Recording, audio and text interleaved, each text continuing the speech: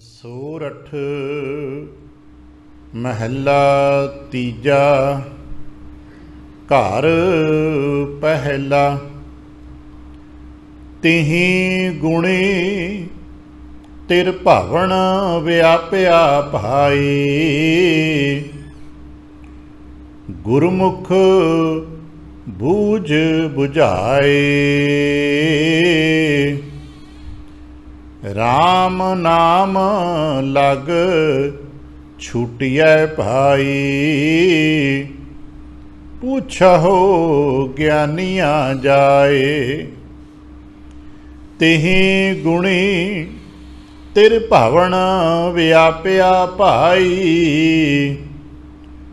ਗੁਰਮੁਖ ਬੂਝ ਬੁਝਾਏ। ਰਾਮ ਨਾਮ ਲਗ ਛੁਟਿਐ ਭਾਈ। ਪੁੱਛਹੁ ਗਿਆਨੀਆਂ ਜਾਏ। ਮਨ ਰੇ ਤ੍ਰੈ ਗੁਣ ਛੋੜ ਚੌਥੈ ਚਿਤ ਲਾਏ। ਹਰ ਜੀਉ ਤੇਰਾ ਮਨ ਵਸੈ ਭਾਈ। ਸਦਾ ਹਰ ਕੇ ਗੁਣ ਗਾਏ। ਰਹਾਉ ਨਾਮੈ ਤੇ ਸਭ ਉਪਜੇ ਭਾਈ। ਨਾਇ ਵਿਸਰਿਐ ਮਰ ਜਾਏ। ਅਗਿਆਨੀ ਜਗਤ ਅੰਧ ਹੈ ਭਾਈ। ਸੂਤੇ ਗਏ ਮੁਹਾਏ। ਗੁਰਮੁਖ ਜਾਗੇ ਸੇ ਉਬਰੇ ਭਾਈ। ਭਵਜਲ ਪਾਰ ਭਵਜਲ ਪਾਰ ਉਤਾਰ। ਜਗ ਮਹਿ ਲਾਹਾ ਹਰਿ ਨਾਮ ਹੈ ਭਾਈ। ਹਿਰਦੈ ਰਖਿਆ ਉਰ ਧਾਰ। ਗੁਰ ਸ਼ਰਣਾਈ ਉਬਰੇ ਭਾਈ। ਰਾਮ ਨਾਮ ਲਿਵ ਲਾਏ। ਨਾਨਕ ਨਾਉ ਬੇੜਾ ਨਾਉ ਤੁਲਹੜਾ ਭਾਈ। ਜਿਤ ਲਗ ਪਾਰ ਜਨ ਪਾਏ। ਗੁਰ ਸ਼ਰਣਾਈ ਉਬਰੇ ਭਾਈ। ਰਾਮ ਨਾਮ ਲਿਵ ਲਾਏ। ਨਾਨਕ ਨਾਉ ਬੇੜਾ ਨਾਉ ਤੁਲਹੜਾ ਭਾਈ। ਜਿਤ ਲਗ ਪਾਰ ਜਨ ਪਾਏ। ਵਾਹਿਗੁਰੂ ਜੀ ਕਾ ਖਾਲਸਾ ਵਾਹਿਗੁਰੂ ਜੀ ਕੀ ਫਤਿਹ। ਸਤਿਗੁਰੂ ਪਾਤਸ਼ਾਹ ਸਾਹਿਬ ਜੀ ਦੇ ਪਾਵਨ ਦਰਬਾਰ ਦੀਆਂ ਹਾਜ਼ਰੀਆਂ ਭਰਦਿਆਂ ਗੁਰੂ ਪਾਤਸ਼ਾਹ ਸਾਹਿਬ ਜੀ ਦੇ ਆਪਣੇ ਹੀ ਨਿਜ ਪਾਵਨ ਸਰੂਪ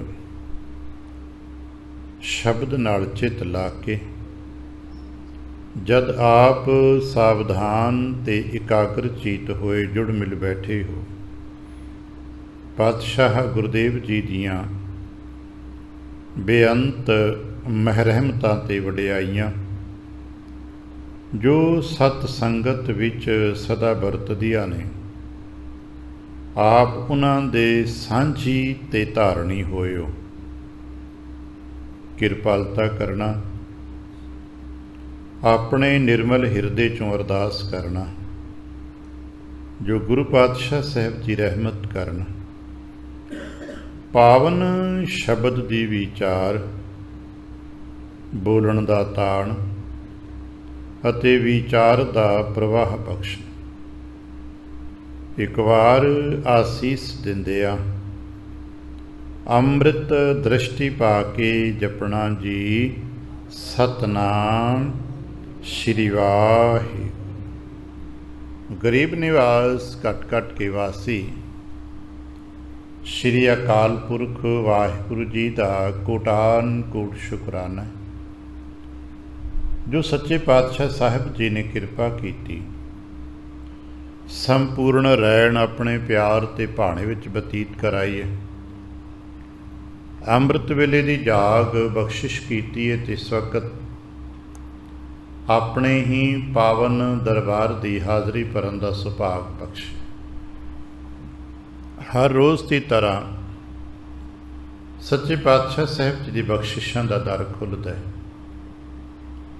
ਤੇ ਮਹਾਰਾਜ ਸਾਨੂੰ ਉਪਦੇਸ਼ ਦਿੰਦੇ ਨੇ, ਪਿਆਰ ਦਿੰਦੇ ਨੇ, ਮਾਣ ਦਿੰਦੇ ਨੇ।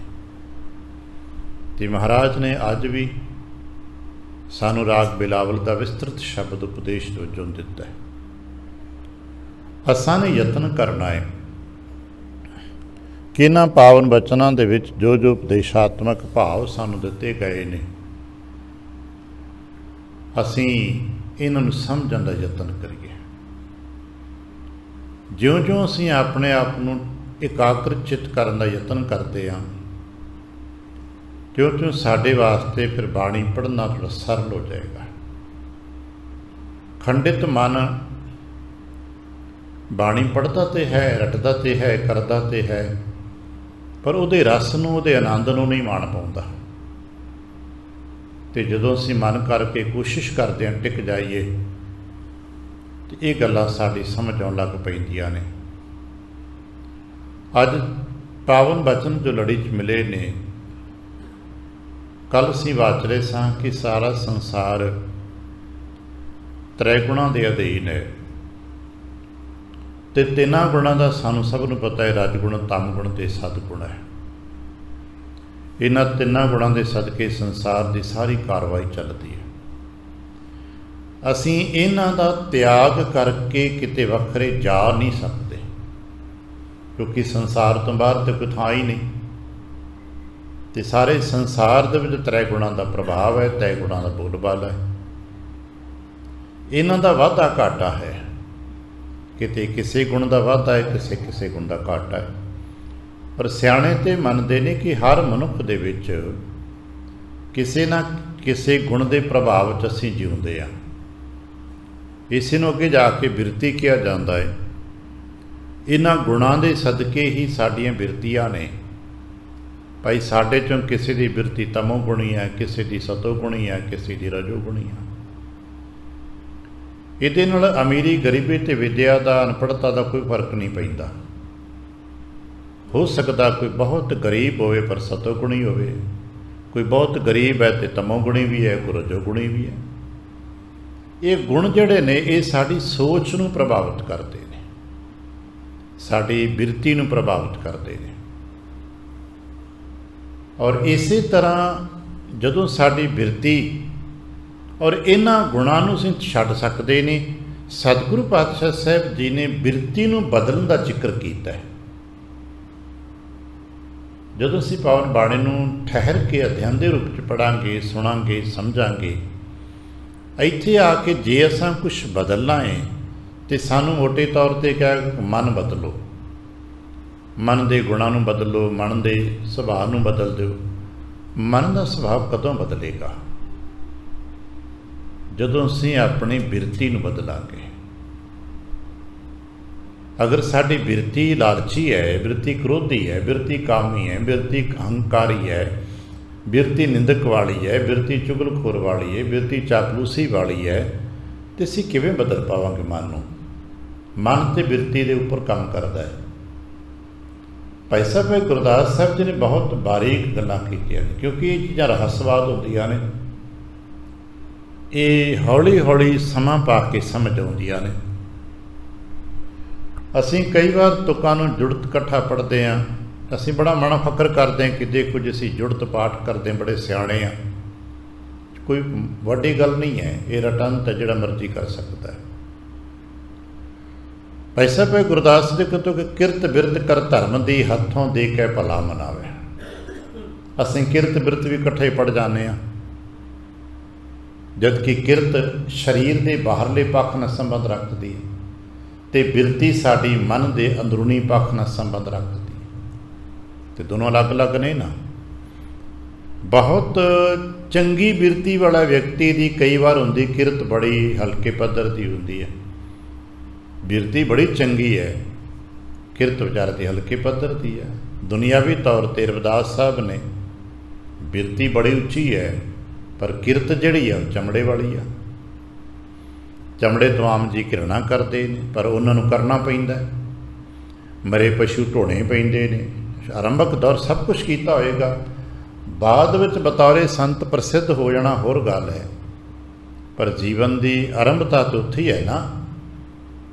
ਢੋਰ ਢੋਵੰਤ ਅਜੋਂ ਬਨਾਰ ਕੀ ਆਸ ਪਾਸਾ, ਜੇ ਉਹਨਾਂ ਦੇ ਪਰਿਵਾਰ ਦੇ ਜੀ ਕਹਿੰਦੇ ਨੇ ਕਿ ਹੁਣ ਤੱਕ ਬਨਾਰਸ ਦੇ ਆਲੇ ਦੁਆਲੇ ਮਰੇ ਪਸ਼ੂ ਢੋ ਰਹੇ ਨੇ, ਤੇ ਤਾਂ ਮਤਲਬ ਆਰੰਭਕ ਦੌਰ 'ਚ ਰਵਿਦਾਸ ਸਾਹਿਬ ਜੀ ਨੇ ਵੀ ਆਪਣੇ ਪਰਿਵਾਰ ਦੇ ਵੱਡ ਵਡੇਰਿਆਂ ਦੇ ਨਾਲ ਉਸ ਕਿਰਤ 'ਚ ਹੱਥ ਪਾਇਆ ਹੋਵੇਗਾ ਨਾ।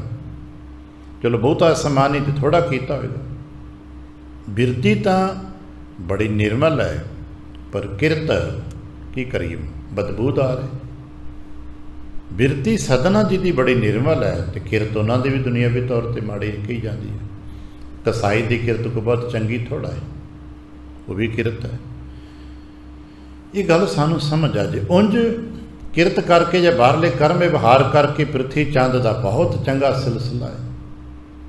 ਜੋ ਬਾਹਰਲਾ ਕਿਰਤ ਹੈ, ਬਾਹਰਲਾ ਸੁਭਾਵਕ ਕਰਮ ਹੈ, ਬਾਹਰਲੀ ਕਿਰਿਆਵਾਂ ਨੇ ਪ੍ਰਿਥੀ ਚੰਦ ਜੀ ਦੀਆਂ ਬਹੁਤ ਚੰਗੀਆਂ ਨੇ, ਪਰ ਬਿਰਤੀ ਬੜੀ ਮਾੜੀ ਹੈ।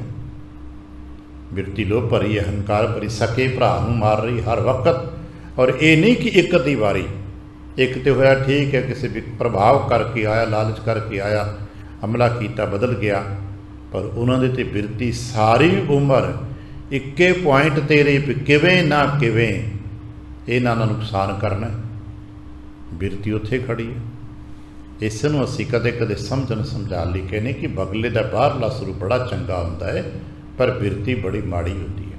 ਅਤੇ ਭੰਵਰੇ ਦਾ ਬਾਹਰਲਾ ਰੂਪ ਕਾਲਾ ਹੁੰਦਾ ਹੈ, ਪਰ ਬਿਰਤੀ ਬੜੀ ਚੰਗੀ ਹੁੰਦੀ ਹੈ। ਇਸ ਕਰਕੇ ਸਾਨੂੰ ਇਹ ਗੱਲ ਸਮਝਣ ਦੀ ਜ਼ਰੂਰਤ ਹੈ ਕਿ ਜੋ ਕਿਰਤ ਹੈ ਉਹ ਸਰੀਰ ਦੇ ਬਾਹਰਲੇ ਪੱਖ ਨਾਲ ਸੰਬੰਧ ਰੱਖਦੀ ਹੈ, ਅਤੇ ਬਿਰਤੀ ਜਿਹੜੀ ਹੈ ਉਹ ਸਰੀਰ ਦੇ ਮਨ ਕੇ ਅੰਦਰਲੇ ਪੱਖ ਨੇ। ਅਤੇ ਆਪਾਂ ਬਦਲਣਾ ਕੀ? ਕਿਰਤ ਨਹੀਂ, ਕਿਰਤ ਨਹੀਂ ਬਦਲ ਸਕਦੇ। ਉਹ ਤਾਂ ਰੋਜੀ ਰੋਟੀ ਕਮਾਉਣ ਵਾਸਤੇ ਕਰਨਾ ਹੀ ਹੋਏਗਾ ਨਾ। ਅੱਜ ਤੱਕ ਗੁਰਮਤਿ ਸਿਧਾਂਤਾਂ ਵਿੱਚ ਇਹ ਕਦੇ ਨਹੀਂ ਕਿਹਾ ਗਿਆ ਕਿ ਤੁਸੀਂ ਕਿਰਤ ਬਦਲ ਦਿਓ। ਜੇ ਕੋਈ ਭਾਈ ਹਲ ਵਾਹੁੰਦਾ ਤੇ ਗੁਰੂ ਨਾਨਕ ਬਾਬਾ ਜੀ ਨੇ ਕਦੇ ਕਿਹਾ ਵੀ ਤੂੰ ਹਲ ਨਾ ਵਾਹ? ਨਹੀਂ, ਕਰ ਭਾਈ, ਨੌਕਰੀ ਕਰਦਾ ਭਲਾ ਹੈ, ਚਾਕਰੀ ਕਰਦਾ ਭਲਾ ਹੈ, ਸਿਪਾਹੀ ਹੈ ਭਲਾ, ਜੋ ਵੀ ਕਰਦਾ ਤੂੰ ਭਲਾ ਹੈ। ਕਿਰਤ ਜੋ ਕਰਦਾ, ਬਲਕਿ ਕਹਿੰਦੇ ਨੇ ਕਿਰਤ ਕਰੋ। ਕਿਸੇ ਵਿਹਲੜ ਲਈ ਗੁਰੂ ਨਾਨਕ ਸਾਹਿਬ ਦੇ ਘਰ ਥਾਂ ਨਹੀਂ ਹੈ, ਪਰ ਬਦਲਾਂ ਕਿ ਬਿਰਤ ਕਰ ਧਰਮ ਦੀ। ਬਿਰਤੀ ਨੂੰ ਧਰਮ ਦੀ ਬਣਾ ਲੈ। ਕਿਰਤ ਧਰਮ ਦੀ ਕੋਈ ਨਹੀਂ ਜੀ ਹੁੰਦੀ, ਨਾ ਧਰਮ ਦੀ ਹੁੰਦੀ ਨਾ ਧਰਮ ਦੀ ਕਿਰਤ ਦਾ। ਇੱਕੋ ਹੀ ਧਰਮ ਹੈ, ਉਪਜੀਵਕਾ। ਭੂਮੀ ਨੇ ਕਿਹਾ ਸੀ ਨੇ ਮਹਾਰਾਜ ਚੋਰੀ ਸਾਡੀ ਕਿਰਤ ਹੈ, ਚੋਰੀ ਕਰਦੇ ਹਾਂ ਅਤੇ ਕਿਰਤ ਹੈ, ਉਪਜੀਵਕਾ ਸਾਡੀ, ਬੱਚੇ ਪੜ੍ਹਦੇ ਨੇ, ਰੋਜੀ ਰੋਟੀ ਚੋਂ ਚੱਲਦੀ ਹੈ, ਬਸ ਇੰਨਾ ਹੀ ਕੰਮ ਹੈ ਨਾ। ਅਤੇ ਸ਼ਾਇਦ ਬਾਬੇ ਨਾਨਕ ਨੇ ਉਹਨੂੰ ਵੀ ਸਿੱਧੇ ਤੌਰ 'ਤੇ ਨਹੀਂ ਸੀ ਕਿ ਵੀ ਚੋਰੀ ਛੱਡ ਦੇ, ਪਰ ਬਚਨ ਬਿਰਤੀ ਬਦਲ ਦੇ। ਉਹਨੇ ਕਿਹਾ ਸੀ ਮੇਰੀ ਕਿਰਤ ਹੈ, ਅਤੇ ਕਿਰਤ ਨਹੀਂ ਬਾਬਾ ਜੀ ਛੁਡਾਉਂਦੇ ਕਿਸੇ ਦੀ, ਬਿਰਤੀ ਬਦਲਾ ਦਿੰਦੇ। ਅਸੀਂ ਬਿਰਤੀ ਨੂੰ ਧਰਮ ਦੀ ਕਰਨਾ ਹੈ, ਅਤੇ ਜਿੰਨਾ ਚਿਰ ਬਿਰਤੀ ਧਰਮ ਦੀ ਨਹੀਂ ਹੁੰਦੀ ਉਹਨਾਂ ਚਿਰ ਅਸੀਂ ਇਹਨਾਂ ਤ੍ਰੈ ਗੁਣਾਂ ਨੂੰ ਸਮਝ ਨਹੀਂ ਸਕਦੇ। ਹੁਣ ਬਿਰਤੀ ਧਰਮ ਵਾਲੀ ਹੋ ਗਈ, ਅਤੇ ਅਸੀਂ ਫਿਰ ਤ੍ਰੈ ਗੁਣਾਂ ਦੇ ਵਿੱਚ ਸਮਝ ਲਵਾਂਗੇ ਕਿ ਸਾਡੇ 'ਤੇ ਕਿਹੜਾ ਪ੍ਰਭਾਵ ਹੈ। ਸਾਨੂੰ ਆਪਣੇ ਆਪ ਨੂੰ ਇਹ ਸਮਝ ਰੱਖਣੀ ਚਾਹੀਦੀ ਕਿ ਮੇਰੇ 'ਤੇ ਕਿਹੜਾ ਪ੍ਰਭਾਵ ਜ਼ਿਆਦਾ। ਹਰ ਵਿਅਕਤੀ 'ਤੇ ਇੱਕ ਸਮੇਂ 'ਤੇ ਇੱਕ ਗੁਣ ਪ੍ਰਭਾਵਿਤ ਹੁੰਦਾ ਹੈ, ਤਿੰਨੇ ਇਕੱਠੇ ਕਦੇ ਪ੍ਰਭਾਵਿਤ ਨਹੀਂ ਹੁੰਦੇ। ਸਵੇਰੇ, ਦੁਪਹਿਰ, ਸ਼ਾਮ ਅਸੀਂ ਮੋਟੇ ਮੋਟੇ 3 ਸਮੇਂ ਮੰਨਦੇ ਹਾਂ। ਇਹਨਾਂ ਤਿੰਨਾਂ ਸਮਿਆਂ 'ਤੇ ਕਦੇ ਕਿਸੇ 'ਤੇ ਤਮੋ ਗੁਣ ਪ੍ਰਭਾਵ ਹੁੰਦਾ ਹੈ। ਆਮ ਤੌਰ 'ਤੇ ਸਧਾਰਨ ਵਿਅਕਤੀ 'ਤੇ ਅੰਮ੍ਰਿਤ ਵੇਲੇ ਸਤੋ ਗੁਣ ਪ੍ਰਧਾਨ ਹੁੰਦਾ ਹੈ, ਫਿਰ ਰਜੋ ਗੁਣ ਪ੍ਰਧਾਨ ਹੁੰਦਾ ਹੈ, ਅਤੇ ਜੋ ਥੱਕ ਟੁੱਟ ਜਾਂਦਾ ਤਮੋ ਗੁਣ ਪ੍ਰਧਾਨ ਹੋਣ ਲੱਗ ਪੈਂਦਾ। ਇਹ ਸਾਡੇ ਸਧਾਰਨ ਜੀਆਂ ਦੀ ਜੋ ਸਧਾਰਨ ਧਰਮ ਕਰਮ ਕਰਦਾ ਹੈ ਉਹਦਾ ਸੁਭਾਅ ਹੁੰਦਾ ਹੈ ਕਿ ਸਵੇਰੇ ਉੱਠਦਾ ਹੈ, ਆਪਣੇ ਆਪਣੇ ਤਰੀਕੇ ਨਾਲ ਹਰ ਕੋਈ ਪ੍ਰਮਾਤਮਾ ਦੀ ਬੰਦਗੀ 'ਚ ਬੈਠਾ ਹੈ, ਭਾਵੇਂ ਕੋਈ ਕਿਸੇ ਤਰੀਕੇ ਨਾਲ ਕਰਦਾ, ਕੋਈ ਸਾਰੇ ਸਤੋ ਗੁਣ ਦੇ ਮੰਡਲ 'ਚ ਹੁੰਦੇ ਨੇ। ਦਿਨ ਦਾ ਪਹਿਲਾ ਪਹਿਰ ਚੜ੍ਹਦਾ, ਹੌਲੀ ਹੌਲੀ ਹਰ ਕੋਈ ਵਿਅਕਤੀ ਆਪਣੇ ਰਿਜ਼ਕ ਰੋਟੀ ਲਈ ਤੁਰ ਪੈਂਦਾ। ਉਦੋਂ ਰਜੋ ਗੁਣ ਪ੍ਰਧਾਨ ਹੋਣ ਲੱਗ ਪੈਂਦਾ ਵੀ ਠੀਕ ਹੈ ਰਿਜ਼ਕ ਰੋਟੀ ਕਮਾਣੀ ਹੈ। ਅਤੇ ਰਿਜ਼ਕ ਰੋਟੀ ਕਮਾਉਣ ਵਾਲੇ ਹਰ ਵਿਅਕਤੀ ਦੀ ਖਵਾਹਿਸ਼ ਹੁੰਦੀ ਹੈ ਕਿ ਜੋ ਕੱਲ੍ਹ ਕਮਾਈ ਕੀਤੀ ਸੀ ਅੱਜ ਥੋੜ੍ਹੀ ਜਿਹੀ ਜ਼ਿਆਦਾ ਹੋ ਜਾਏ। ਹਰ ਵਿਅਕਤੀ ਦੀ ਕਮਾਈ ਜੇ 10 ਰੁਪਏ ਕੱਲ੍ਹ ਮਿਲੇ ਸਨ ਅਤੇ ਅੱਜ 12 ਮਿਲ ਜਾਂਦੇ ਚੰਗਾ ਹੈ ਨਾ। ਹਰ ਵਿਅਕਤੀ ਚਾਹੁੰਦਾ ਹੈ। ਉਦੋਂ ਰਜੋ ਗੁਣ ਪ੍ਰਧਾਨ ਹੈ। ਹੌਲੀ ਹੌਲੀ ਜੋ ਸੂਰਿਆਸਤ ਹੋਣ ਲੱਗ ਪੈਂਦਾ ਸੋ ਦਿਨ ਛੁਪਦਾ ਹੈ, ਥਕਾਨ ਵਧਣ ਲੱਗ ਪੈਂਦੀ, ਮਨ ਵੀ ਥੱਕਣ ਲੱਗ ਪੈਂਦਾ ਅਤੇ ਵਿਅਕਤੀ ਆਲਸ ਕਰਨ ਲੱਗ ਪੈਂਦਾ, ਚੱਲ ਪਈ ਹੁਣ ਚੱਲੀਏ।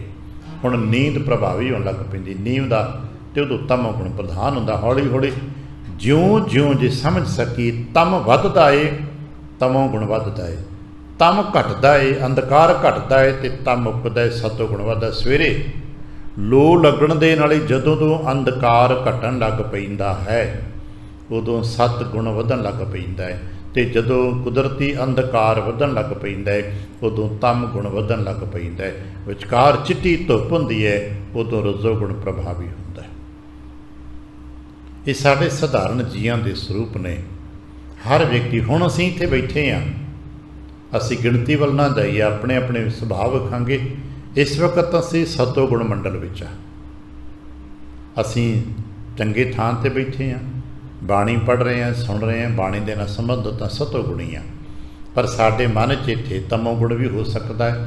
ਜੇ ਕਿਸੇ ਨੂੰ ਉਂਘਾਈ ਆ ਰਹੀ ਹੈ, ਝਪਕੀਆਂ ਆ ਰਹੀਆਂ ਨੇ, ਤਾਂ ਮਤਲਬ ਉਹਦੇ 'ਤੇ ਜੇ ਤਮੋ ਗੁਣ ਦਾ ਪ੍ਰਧਾਨ ਪ੍ਰਭਾਵ ਹੈ। ਸਾਡੇ 'ਚ ਬਹੁਤ ਸਾਰੇ ਜੀ ਨੇ ਸਵੇਰੇ ਅੰਮ੍ਰਿਤ ਵੇਲੇ ਉੱਠਣ ਦਾ ਵੇਲਾ ਹੁੰਦਾ ਹੈ ਅਤੇ ਉਦੋਂ ਨੀਂਦ ਦੱਬ ਰਹੀ, ਜਿਹਨੂੰ ਕਿ ਰੇ ਜਨ ਉਥਾਰੈ ਦੱਬਿਓ, ਉਹਨੂੰ ਉਥਾਰਾ ਦੱਬਦਾ, ਉਹ 'ਤੇ ਤਮੋ ਗੁਣ ਪ੍ਰਧਾਨ ਹੁੰਦਾ ਹੈ। ਸਵੇਰੇ ਸਵੇਰੇ ਵੀ ਜਿੱਥੇ ਕਿ ਸਤੋ ਗੁਣ ਪ੍ਰਧਾਨ ਹੋਣਾ ਚਾਹੀਦਾ ਸੀ ਉੱਥੇ ਤਮੋ ਗੁਣ ਪ੍ਰਧਾਨ ਹੁੰਦਾ ਹੈ, ਅਤੇ ਰਾਤ ਨੂੰ ਜਿੱਥੇ ਤਮੋ ਗੁਣ ਪ੍ਰਧਾਨ ਹੋਣਾ ਚਾਹੀਦਾ ਸੀ ਉਦੋਂ ਅੱਧੀ ਰਾਤ ਨੂੰ ਜਾਗਦਾ ਸਕਰੀਨ 'ਤੇ ਬੈਠਾ ਨਾਚ ਗਾਣੇ 'ਚ ਉਦੋਂ ਉਹਦਾ ਕੋਈ ਹੋਰ ਗੁਣ ਪ੍ਰਧਾਨ ਹੈ। ਇਹ ਗੁਣਾਂ ਦਾ ਸਰਕਲ ਹੈ ਸੁਭਾਵਕ ਸਾਡਾ, ਉਹ ਵੀ ਬਦਲ ਚੁੱਕਾ ਹੈ। ਇਹ ਠੀਕ ਹੈ ਕਿ ਕੋਈ ਕਿਸੇ 'ਤੇ ਕੋਈ ਕਿਸੇ 'ਤੇ ਕੋਈ ਕਿਸੇ 'ਤੇ, ਸਾਰੀ ਦੁਨੀਆ ਦੇ ਵਿੱਚ ਅਸੀਂ ਇਹਨੂੰ ਛੱਡ ਕੇ ਬਾਹਰ ਨਹੀਂ ਜਾ ਸਕਦੇ। ਫਿਰ ਕੀ ਕਰੀਏ? ਰਹਿਣਾ ਤਾਂ ਇਹਦੇ ਵਿੱਚ ਹੀ ਆ। ਕਹਿਣ ਲੱਗੇ ਕੰਮ ਤਾਂ ਕਰ ਹੀ ਸਕਦੇ ਹੋ ਨਾ। ਮਹਾਰਾਜ ਉਹ ਕਿਹੜਾ? ਕਹਿਣ ਲੱਗੇ ਭਾਈ ਮਨ ਰੇ ਤ੍ਰੈ ਗੁਣ ਛੋੜ। ਮਨ ਕਰਕੇ ਤੂੰ ਤ੍ਰੈ ਗੁਣ ਛੱਡ ਦੇ, ਕਿਉਂਕਿ ਤਨ ਕਰਕੇ ਤੁਸੀਂ ਪਕੜ ਹੀ ਨਹੀਂ ਸਕਦੇ ਇਹਨਾਂ ਨੂੰ। ਇਹ ਗੱਲ ਸਾਰਾ ਸੰਬੰਧ ਹੀ ਮਨ ਦਾ ਹੈ। ਮਨ ਰੇ ਤ੍ਰੈ ਗੁਣ ਛੱਡ ਇਹਨਾਂ ਦੀ ਗੱਲ। ਇੱਦਾਂ ਹੀ ਚੱਲਦੇ ਰਹਿਣੇ ਨੇ। ਕੀ ਕਰਾਂ ਬਾਬਾ? ਚੌਥਾ ਚਿੱਤ ਲਾਏ, ਆਪਣੇ ਧਿਆਨ ਨੂੰ ਚੌਥੇ 'ਤੇ ਲੈ ਜਾ।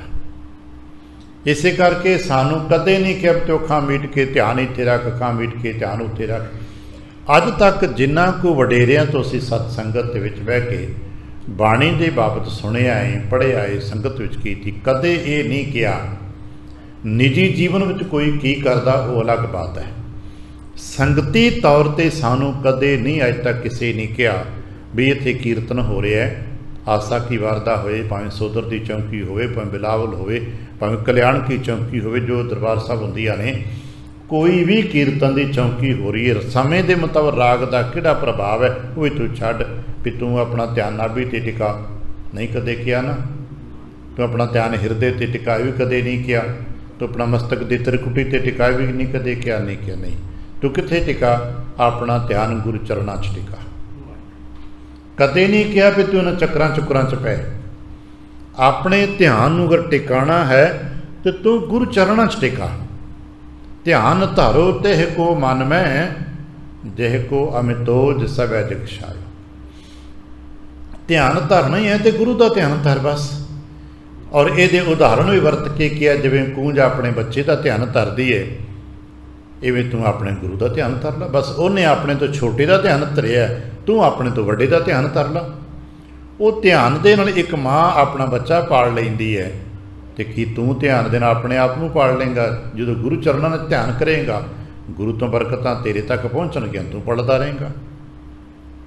ਸਾਨੂੰ ਇੱਕ ਹੀ ਗੱਲ ਕੀ, ਧਿਆਨ ਤੂੰ ਗੁਰੂ ਚਰਨ 'ਤੇ ਚਿੱਤ ਰੱਖਣਾ। ਗੁਰੂ ਚਰਨ ਗੁਰੂ ਸ਼ਬਦ ਹੈ। गुरु के चरणों का मतलब गुरु का शब्द है। गुरु के चरण शब्द सतगुरु को नानक बांधियो पाल। गुरु के चरण गुरु के शब्द ने, तो जदों गुरु चरणों च ध्यान करना है, चित्त चौथे पाते लाना है, तो फिर गुरु चरणों च गुरु शब्द है भाई ਜਦੋਂ ਵੀ ਅਸੀਂ ਬੈਠੀਏ ਆਪਣਾ ਚਿੱਤ ਸ਼ਬਦ ਵਿੱਚ ਲਾ ਲਈਏ, ਚਿੱਤ ਚਰਨ ਕਮਲ ਕਾ ਆਸਰਾ ਬਣਾ ਲਈਏ ਤੇ ਸਾਨੂੰ ਪਤਾ ਲੱਗਦੇ ਚਰਨ ਕਮਲ ਸ਼ਬਦ ਨੇ। ਆ ਕੁਝ ਦਿਨ ਪਹਿਲਾਂ ਇੱਥੇ ਸ਼ਾਮ ਨੂੰ ਵਕਤ ਬੈਠਿਆ ਹੋਇਆ ਸ਼ਿਵਨਾਬ ਜੀ ਤੇ ਗੁਰੂ ਨਾਨਕ ਪਾਤਸ਼ਾਹ ਸਾਹਿਬ ਜੀ ਦੇ ਸੰਵਾਦ ਨੂੰ ਪੜ੍ਹ ਰਹੇ ਸਨ। ਸ਼ਿਵਨਾਬ ਨੇ ਪੁੱਛਿਆ, ਮਹਾਰਾਜ ਲੋਕ ਧਿਆਨ ਧਾਰਨਾ ਪਤਾ ਨਹੀਂ ਕੀ ਕੁਝ ਕਰਦੇ ਨੇ, ਹੱਠ ਯੋਗ ਹੈ, ਕਸ਼ਟ ਯੋਗ ਹੈ, ਜੋ ਯੋਗ ਵਿੱਚ ਕਈ ਅੰਕ ਨੇ, ਅਸੀਂ ਕੀ ਕਰੀਏ? ਕਿਉਂਕਿ ਉਸ ਤੋਂ ਪਹਿਲਾਂ ਉਹ ਯੋਗ ਮਤ ਦੇ ਅਸ਼ਟ ਯੋਗ ਕਰਦਾ ਸੀ, ਉਹਨਾਂ ਨੇ ਧਿਆਨ ਧਾਰਨਾ ਤੇ ਬੜਾ ਕੁਛ ਕਰਦਾ ਸੀ ਉਹ। ਮਹਾਰਾਜ ਕਹਿਣ ਲੱਗੇ, ਅਗਰ ਤੁਹਾਨੂੰ ਪੜ੍ਹਨ ਦਾ ਸਮਾਂ ਮਿਲਿਆ ਤੇ ਪ੍ਰੇਮ ਨਾਲ ਪੜ੍ਹਨਾ, ਸੁਣਨ ਦਾ ਸਮਾਂ ਮਿਲਿਆ ਤੇ ਪ੍ਰੇਮ ਨਾਲ ਸੁਣਨਾ, ਇਹ ਦੋ ਗੱਲਾਂ ਤਾਂ ਤੁਸੀਂ ਪ੍ਰੇਮ ਨਾਲ ਕਰਨੀਆਂ। ਕਹਿਣ ਲੱਗੇ, ਜਦੋਂ ਕਿਤੇ ਧਿਆਨ 'ਚ ਬੈਠਣਾ ਹੋਵੇ ਫਿਰ ਕੀ ਕਰੀਏ? ਕਹਿਣ ਲੱਗੇ, ਉਦੋਂ ਜੋ ਗੁਰੂ ਕਾ ਸ਼ਬਦ ਤੁਹਾਡੇ ਆਲੇ ਦੁਆਲੇ ਗੂੰਜ ਰਿਹਾ ਹੈ, ਹੁਣ ਆਪਾਂ ਧਿਆਨ ਇਤਨਾ ਸੁਣ, ਗੂੰਜ ਰਿਹਾ ਜਿਵੇਂ ਬਾਣੀ ਕੀਰਤਨ ਹੋ ਰਿਹਾ ਤੇ ਸਾਡੇ ਫਿਜ਼ਾਂ ਵਿੱਚ ਸ਼ਬਦ ਕੀਰਤਨ ਰੂਪ ਗੂੰਜ ਰਿਹਾ ਨਾ। ਕੋਈ ਵੀ ਹੋਵੇ, ਆਸਾ ਕੀ ਵਾਰ ਹੋ ਸਕਦਾ ਹੈ, ਸੋਦਰਕਾ ਹੋ ਸਕਦਾ ਹੈ, ਕੋਈ ਸ਼ਬਦ ਵੀ ਕੀਰਤਨੀਆ ਪੜ੍ਹ ਰਿਹਾ, ਆਪਣੇ ਆਪ ਨੂੰ ਉਸ ਸ਼ਬਦ ਨੂੰ ਸੁਣਨ ਵਿੱਚ ਲਾ ਦੇ। ਬਸ ਤੂੰ ਇੰਨਾ ਹੀ ਕੰਮ ਕਰਨਾ ਹੈ, ਤੂੰ ਆਪਣੇ ਆਪ ਨੂੰ ਸ਼ਬਦ ਸੁਣਨ ਵਿੱਚ ਲਾ ਦੇ, ਉਦੋਂ ਸ਼ਬਦ ਪੜ੍ਹਨ ਵਿੱਚ ਨਾ ਲਾਈ। ਕਿਵੇਂ ਕਰਨਾ? ਕੀਰਤਨ ਹੁੰਦਾ ਹੈ, ਆਪ ਜੀ ਸਕਰੀਨ ਤੋਂ ਨਾਲ ਪੜ੍ਹਦੇ ਹੋ, ਧਿਆਨ ਨਹੀਂ ਟਿਕੇਗਾ, ਸਮਝ ਆਏਗਾ, ਚੰਗਾ ਚੰਗਾ ਲੱਗੇਗਾ ਵੀ ਹਾਂ ਵਾਹ ਵਾਹ ਪੜ੍ਹ ਲੈਂਦੇ ਹਾਂ, ਪਰ ਕਹੋ ਕਿ ਧਿਆਨ ਦਾ ਆਨੰਦ ਲੈ ਪਾਓਗੇ? ਨਹੀਂ ਲੈ ਪਾਓਗੇ। ਧਿਆਨ ਦਾ ਆਨੰਦ ਲੈਣ ਵਾਸਤੇ, ਸ਼ਬਦ ਰਸ ਮਾਣਨ ਵਾਸਤੇ ਨੇਤਰ ਬੰਦ ਕਰਨੇ ਪੈਣੇ ਆ।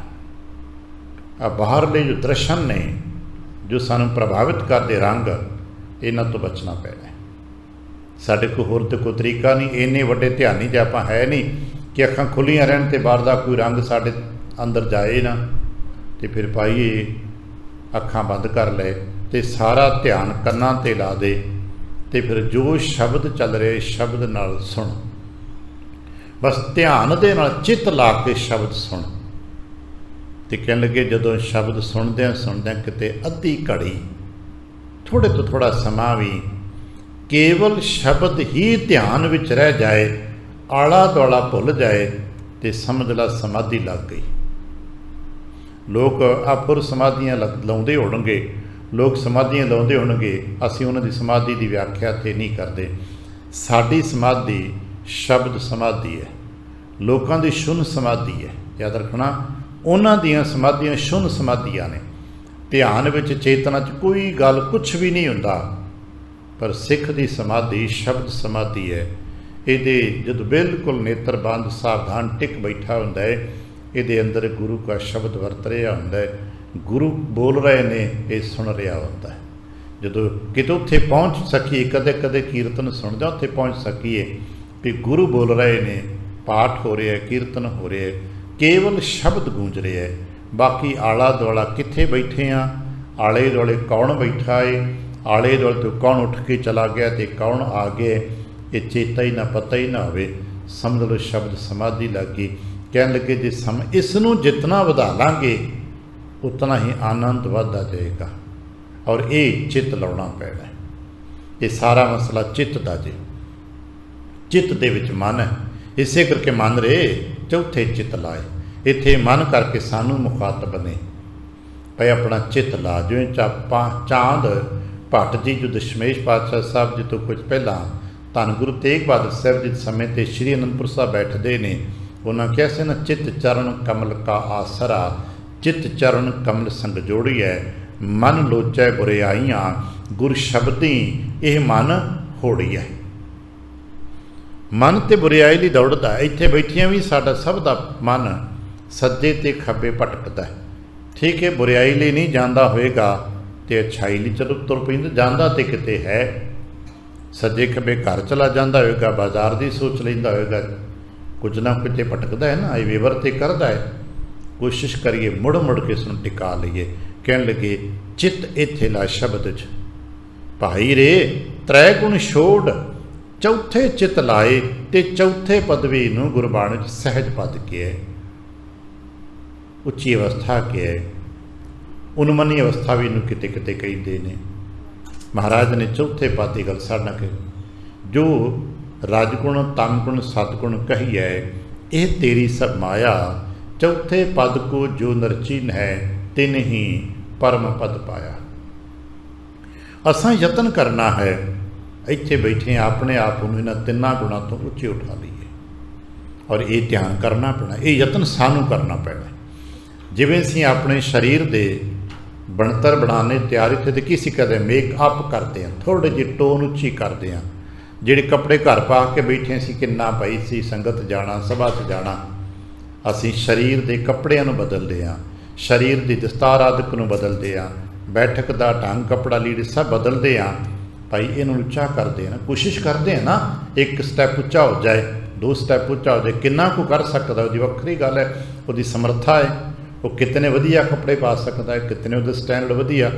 ਇਸੇ ਤਰ੍ਹਾਂ ਕਿਤੇ ਆਪਾਂ ਤਿਆਰ ਹੋਈਏ ਵੀ ਗੁਰਸੰਗਤ ਵਿੱਚ ਜਾਣਾ ਹੈ, ਮਨਾਂ ਤੂੰ ਵੀ ਮੇਕਅਪ ਕਰ, ਤੂੰ ਹੀ ਆਪਣੇ ਆਪ ਨੂੰ ਤਿਆਰ ਕਰ, ਉੱਚੇ ਥਾਂ 'ਤੇ ਜਾਣਾ ਹੈ। ਥੱਲੇ ਤਾਂ ਹੁਣ ਤੱਕ ਅਸੀਂ ਆਪਾਂ ਕਹਿੰਦੇ ਹੁਣ ਤਾਂ ਕੈਜੂਅਲ ਕੱਪੜੇ ਪਾਏ ਨੇ, ਘਰ ਬੈਠੇ ਆ, ਨਹੀਂ ਸੰਗਤ ਵਿੱਚ ਜਾਣਾ ਜਾਂ ਵਿਆਹ ਸ਼ਾਦੀ ਜਾਣਾ, ਮੇਕਅਪ ਕਰਦੇ ਆ, ਤਿਆਰੀਆਂ ਕਰਦੇ ਆ। ਮਨਾ ਸੰਗਤ ਵਿੱਚ ਜਾਣਾ ਤਿਆਰ ਹੋ, ਅਤੇ 3 ਬਿਰਤੀਆਂ ਵਿੱਚ ਆਪਾਂ ਫਿਰਦੇ ਹਾਂ, ਕਦੇ ਤਮੋ ਗਿਣਤੀ 'ਚ ਹੈ, ਕਦੇ ਸਤੋ ਗੁਣ ਬਿਰਤੀ 'ਚ ਹੈ, ਕਦੇ ਰਜੋ 'ਚ ਆ। ਛੱਡ ਇਹਨਾਂ ਦਾ ਖਹਿੜਾ, ਆਪਾਂ ਚੱਲੀ ਉੱਤੇ। ਉੱਤੇ ਕਿਹੜਾ 7, ਉੱਤੇ ਸਹਿਜ ਹੈ, ਸਹਿਜ ਵਿੱਚ ਚੱਲੀਏ, ਆਪਾਂ ਆਨੰਦ ਵਿੱਚ ਚੱਲੀਏ। ਕੀ ਹੋ ਜਾਏਗਾ ਫਿਰ ਜੇ ਇੱਥੇ ਆ ਕੇ ਆਪਾਂ ਟਿਕ ਗਏ ਅਤੇ ਕਿਤੇ ਘਰ ਜਾ ਕੇ ਵੀ ਸਾਡਾ ਚਿੱਤ ਸ਼ਬਦ ਵਿੱਚ ਲੱਗਾ ਰਹੇ। ਹਾਲਾਂਕਿ ਕਠਿਨ ਬਹੁਤ ਹੈ, ਇਹ ਨਾਮੁਮਕਿਨ ਤੇ ਨਹੀਂ, ਪਰ ਕਠਿਨ ਜ਼ਰੂਰ ਹੈ, ਕਿਉਂਕਿ ਘਰ ਜਾਂਦਿਆਂ ਤੱਕ ਸਮੱਸਿਆਵਾਂ, ਪਰੇਸ਼ਾਨੀਆਂ, ਲੋੜਾਂ ਸਾਹਮਣੇ ਦਰਵਾਜ਼ੇ ਤੋਂ ਪਹਿਲਾਂ ਖਲੋਤੀਆਂ ਆਉਂਦੀਆਂ ਨੇ। ਫਿਰ ਕੀ ਕਰੀਏ? ਕਹਿਣ ਲੱਗੇ ਰਾਮ ਨਾਮ ਲੱਗ ਛੁੱਟੀਐ ਭਾਈ। ਜੇ ਕਿਤੇ ਚਿੱਤ ਲੱਗ ਗਿਆ ਰਾਮ ਨਾਮ ਦੇ ਨਾਲ, ਰਾਮ ਨਾਮ ਦਾ ਮਤਲਬ ਹੈ ਵਾਹਿਗੁਰੂ ਵਾਹਿਗੁਰੂ। ਜੇ ਗੁਰੂ ਸਾਹਿਬ ਜੀ ਦੇ ਸਦਕੇ ਵਾਹਿਗੁਰੂ ਜੀ ਦੇ ਨਾਮ ਦੇ ਵਿੱਚ ਚਿੱਤ ਲੱਗ ਗਿਆ ਤੇ ਇਹਨਾਂ ਤ੍ਰੈਗੁਣੀ ਬੰਧਨਾਂ ਤੋਂ ਛੁੱਟ ਜਾਵਾਂਗੇ ਭਾਈ। ਤੇ ਹਰ ਗੁਰਸਿੱਖ ਦੀ ਚਾਹਨਾ ਹੈ, ਹਰ ਸਿਆਣੇ ਮਨੁੱਖ ਦੀ ਚਾਹਨਾ ਹੈ ਕਿ ਮੇਰੇ ਤੋਂ ਤ੍ਰੈਗੁਣਾਂ ਦੇ ਬੰਧਨ ਟੁੱਟ ਜਾਣ। ਗੁਰੂ ਇਹ ਕਰਦੇ ਨੇ। ਗੁਰਦੇਵ ਦਾ ਸਰੂਪ ਹੈ ਬੰਧਨ ਤੇ ਛੁਟਕਾਵੈ, ਪ੍ਰਭੂ ਮਿਲਾਵੈ, ਹਰ ਹਰ ਨਾਮ ਛ ਪਾਵੈ।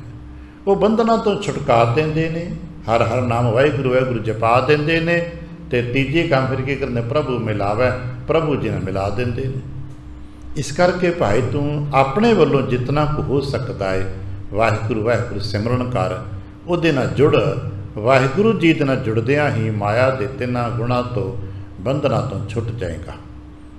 ਮਹਾਰਾਜ ਕੀ ਕਿੱਥੇ ਮੈਨੂੰ ਸਮਝ ਨਹੀਂ ਆ ਰਹੀ। ਕਹਿਣ ਲੱਗੇ ਪੁੱਛੋ ਗਿਆਨੀਆਂ ਜਾਏ। ਨਹੀਂ ਸਮਝ ਆਉਂਦੀ ਤੇ ਆਪਣੇ ਸਿਆਣਿਆਂ ਦੀ ਸੰਗ। ਇਸੇ ਕਰਕੇ ਇਹ ਬਚਨ ਸਾਡੇ ਵਾਸਤੇ ਹੈ। ਜਦੋਂ ਸਾਡੇ ਸਮੇਂ ਦੀ ਵੰਡ ਮਹਾਰਾਜ ਕਰਦੇ ਨੇ, ਟਾਈਮ ਮੈਨੇਜਮੈਂਟ ਨੂੰ ਆਪਣਾ ਟਾਈਮ ਟੇਬਲ ਕਹਿੰਦੇ ਹਾਂ, ਆਪਾਂ ਦੇਖਦੇ ਹਾਂ ਬੱਚੇ ਪੜ੍ਹਨ ਵਾਲੇ ਬੈਠਦੇ ਨੇ ਅਤੇ ਉਹਦਾ ਟਾਈਮ ਟੇਬਲ ਬਣਾ ਦਿੱਤਾ ਜਾਂਦਾ ਹੈ। ਸਕੂਲ ਸਾਡੇ ਕੋਲ ਹੈ। ਐਸਾ ਤਾਂ ਨਹੀਂ ਹੁੰਦਾ ਨਾ ਕਿ ਬੱਚਾ ਆ ਕੇ ਬੈਠਾ, ਅਧਿਆਪਕ ਆ ਕੇ ਬੈਠੇ, ਸਾਰੀਆਂ ਕਿਤਾਬਾਂ ਖੋਲ੍ਹ ਲਓ ਜੀ, ਕਦੇ ਵੀ ਨਹੀਂ ਐਸਾ। ਉਹ ਕਦੇ ਪਾਸ ਨਹੀਂ ਹੋ ਸਕਦੇ ਬੱਚੇ। ਅਸੀਂ ਵੀ ਇੱਥੇ ਕਦੇ ਕਦੇ ਸਾਰੀਆਂ ਕਿਤਾਬਾਂ ਖੋਲ੍ਹਣ ਦੀ ਕੋਸ਼ਿਸ਼ ਕਰਦੇ ਹਾਂ। ਸਾਰੀਆਂ ਕਿਤਾਬਾਂ ਇਕੱਠੀਆਂ ਕਦੇ ਨਹੀਂ ਖੁੱਲ੍ਹਦੀਆਂ ਹੁੰਦੀਆਂ, ਵਾਰੀ ਵਾਰੀ ਵੀ ਕੁਝ ਸਮਾਂ ਤੁਸੀਂ ਆਹ ਪੜ੍ਹਨਾ, ਕੁਝ ਸਮਾਂ ਆਹ ਪੜ੍ਹਨਾ, ਕੁਝ ਸਮਾਂ ਪੜ੍ਹਨਾ। ਇਸੇ ਕਰਕੇ ਇੱਥੇ ਮਹਾਰਾਜ ਨੇ ਕਥਾ ਦਾ, ਕੀਰਤਨ ਦਾ, ਪਾਠ ਦਾ ਸਮਾਂ ਅਲੱਗ ਅਲੱਗ ਦਿੱਤਾ ਹੈ। ਹਰ ਚੀਜ਼ ਨੂੰ ਸਮਝ ਸਕੀਏ ਆਪਾਂ ਅਲੱਗ ਅਲੱਗ ਤਰੀਕੇ ਦੇ ਨਾਲ।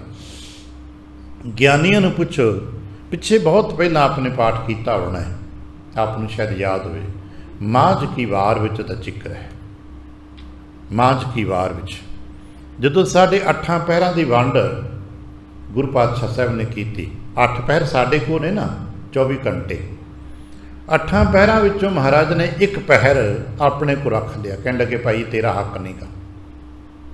ਪਹਿਲੇ ਪਹਿਰ ਸੁਬਾਹ ਕੈ ਸੁਰਤਿਆਂ ਉਪਜਿਆ ਚਾਓ, ਤਿਨਾਂ ਦਰਿਆਵਾਂ ਸਿਉ ਦੋਸਤੀ ਮਨ, ਮੁਖ ਸੱਚਾ ਨਾਉ।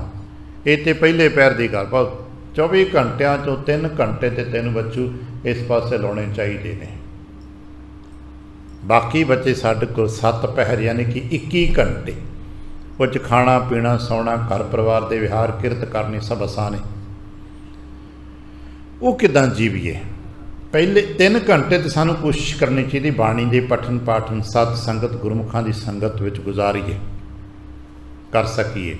ਬਾਕੀ 21 ਘੰਟੇ ਕਿਵੇਂ ਕੁਝ? ਮਹਾਰਾਜ ਕਹਿਣ ਲੱਗੇ सत्ती पहरी सत भला, पाठ करते हैं आपने देखना कितने, सत्ती पहरी सत भला, सत पहर 21 घंटे, भला की उत्थे होएगा, किहदे नाल तेरा आदर्श उच्चा हो जाएगा, सत ते। हुण ये असां वेखना कि सत्तां पहरां दे 21 घंटिਆਂ 'ਚ ਸਾਡੇ ते किते लोभ भला है कि हंकार है, साढ़े ते कौन अगे हुंदा है, साढ़े ते किहड़ी बिरती किहड़ा विकार साढ़े ते किहड़ा अगे हुंदा है। वो 21 घंटे कि साढ़े ते काम क्रोध लोभ मोह हंकारां दा प्रभाव रहिंदा है, या 21 घंटे असीं सत ते आश्रित रहिंदे आ, सत दे सहारे ते रहिंदे आ। गुरु पातशाह कहते हैं सत्ती पहरी सत भला, पुछो ज्ञानियां जाए, ज्ञानियां तो पुछना जीवन कितें जीवना है। जिवें इत्थे प्रोफैशनल्स तो पुछदे आ, एक्सपर्ट तो पुछदे हो किवें आ काम करन, तो दस दिंदा इदां करो, तकनीक दस दिंदा है, जिहड़े उन्हां दी तकनीक मुताबिक काम करदे ने कामयाब हो जांदे ने।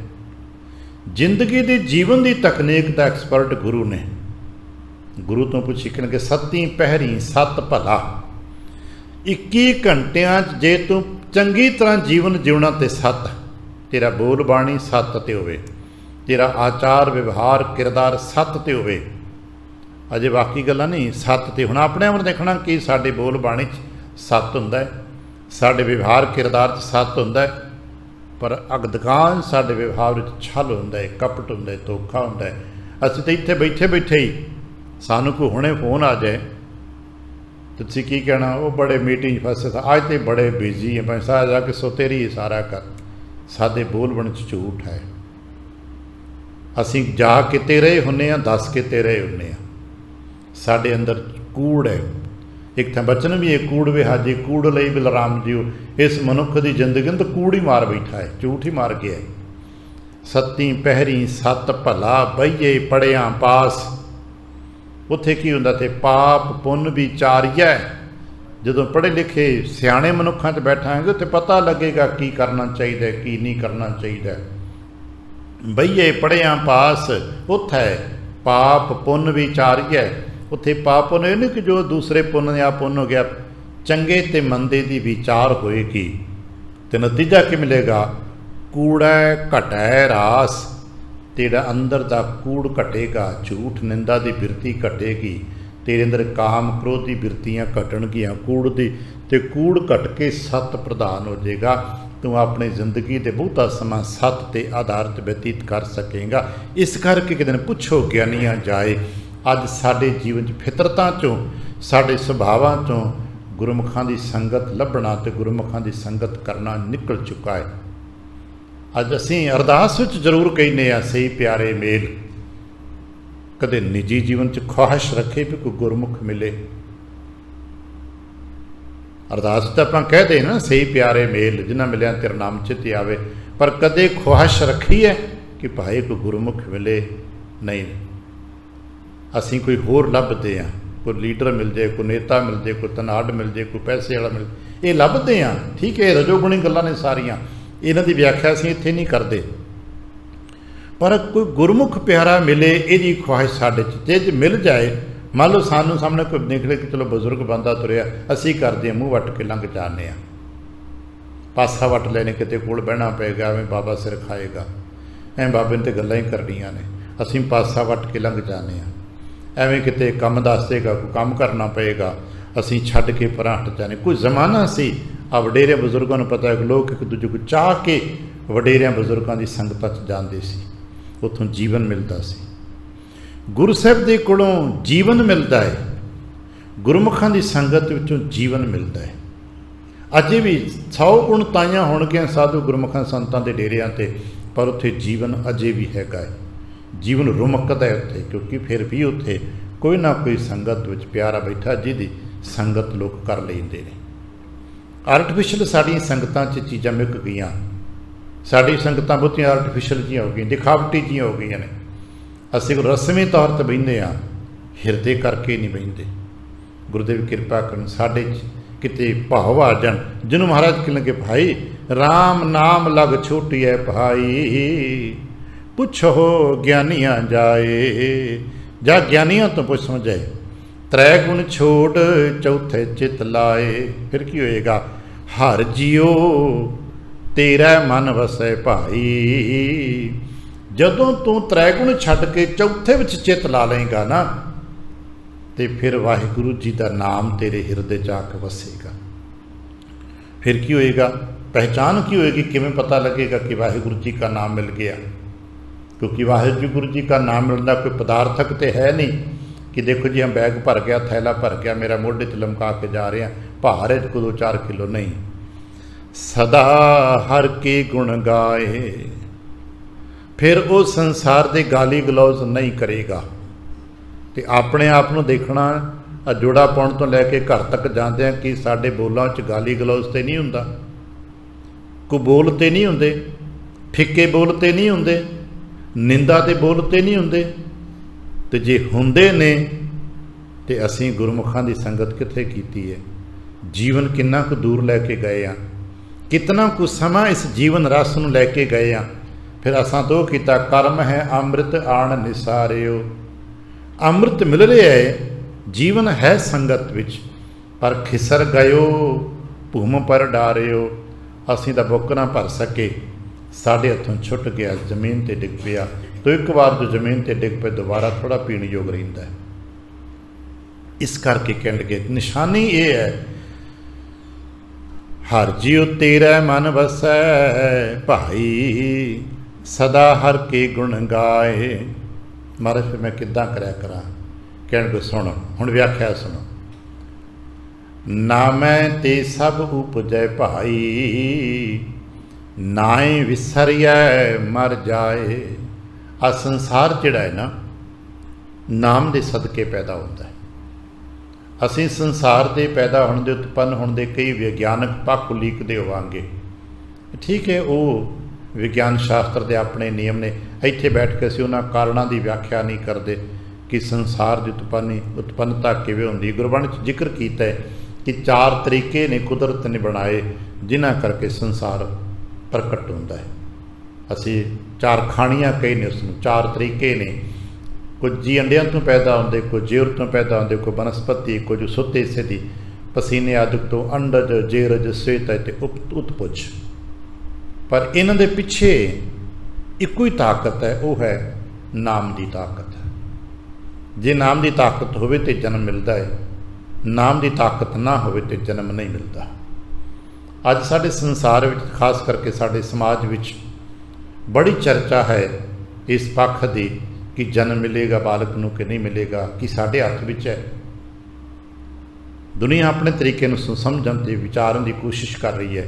गुरु पातशाह साहब ने एक गल कीती है कि बहुत सारे जी ने जिन्हां नूं समय के मुताबिक माता पिता मिल जाते हैं, पर जन्म नहीं मिलता। माता पिता का संयोग मिल जाता है, गर्भकाल मिल जाता है, पर जन्म नहीं मिलता। लोग अलग अलग कारण व्याख्या करते होंगे। महाराज कहेंगे नामहीन गर्भ गल जाए। वो जी जिन्हां दी मौत गर्भकाल दे विच हो जाती है, समझ लेना वो जी नामहीन सन। कर्म चंगे सन, माता पिता मनुख रूप च मिले ने, एक कर्म गति करके माता पिता मिले, पर नाम की पावर, नाम की शक्ति इतनी नहीं सी कि जन्म लैके संसार के सुखां नूं हंडा सकते। जन्म तो पहला मौत मिल जाती है, जन्म नहीं मिलता, जन्म नसीब नहीं होता, क्योंकि ताकत करके नाम करके मिलता। नामहीन गर्भ गल जाए। और एक बार नहीं, कई बार होंदा, कई जन्म गर्भ हिर खरिया। कई जन्म, कई बार ऐसा होंदा है कि ये जी मातलोक ते मनुख मंडल च प्रवेश करता है, मनुख माता पिता मिल जाते हैं। एक कर्म की बनतर है, संजोगों की बनतर है, पर जन्म प्राप्ति नहीं। क्योंकि जिवें असीं कहीए बाजार गए कुछ खरीदण की प्राप्ति नहीं, मूँह लुट तक मुड़ना पैंदा है। दुकान तक पहुँच गए, हट्टी तक पहुँच गए, दुकान भरी पई सामान दे नाल, पर असीं वेख के वापस आ रहे हैं क्योंकि साडे कोल पैसा ही कोई नहीं।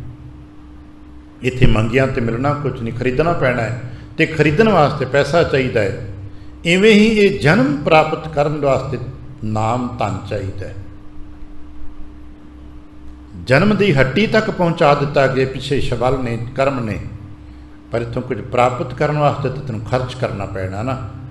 इस करके सियाणे कहते ने माता पिता तो सिर्फ जन्म देंदे ना, जी ने अगे अमीर होना गरीब होना आप किने कर्मां दा खट्टिया खाना है। जन्म तो बाद विच हर जी के अपने अपने कर्म ने, वो अपने कर्म की है, प्राप्ति की है। जिन्नी किसी को नाम दी पिछे नाम धन की संचन पूंजी है, उन्ना उहदा आउण वाला जीवन सुखैन ते सरल हुंदा है। जिन्नी किसी को नाम की पूंजी नहीं हुंदी, वड्डे घरां च जन्म लैके भी ते लोग भीख मंगते नज़र आउंदे ने, क्योंकि नाम की पूंजी नहीं, इन्नी को है कि बस जी रहे नहीं, बस रोटी चल रही है, पर बाकी कुछ नहीं।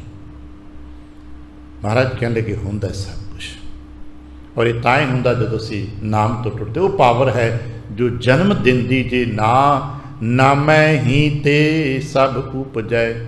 महाराज बचन नामै ते सब उपजै भाई।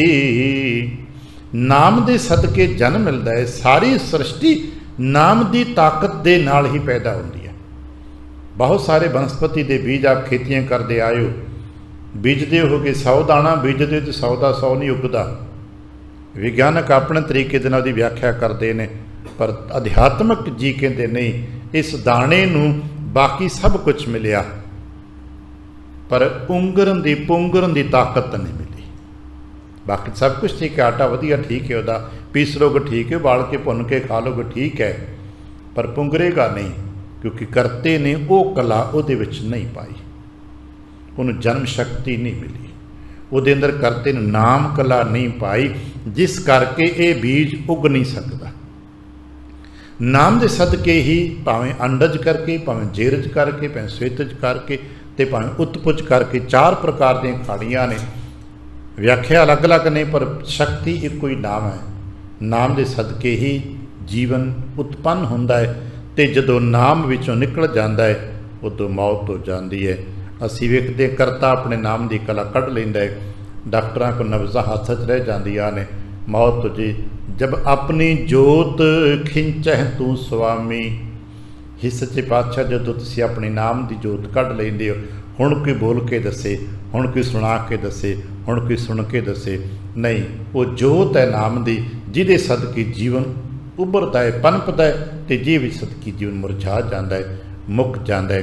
वो नाम के सदके, तो नाम तद मिलता है जद सी चित्त चौथे पद ते लाउने। गुरुदेव कृपा करन असीं कुछ कर सकी, चित्त चौथे पद ते शब्द ते टिका सकी, ताकि सानू नाम की प्राप्ति हुंदी रहे, ते जीवन इसे तरह होर सुखैन तरक्कियां करता रहे, नवें पत्ते खिड़ते रहन, नवें फुल खिड़ते रहन, ते सानू ज्ञान का फल भी प्राप्त होवे। भुल चुक दी खिमा, आसीस ते प्यार दे फतेह बुलावना जी। वाहिगुरू जी का खालसा, वाहिगुरू जी की फतेह।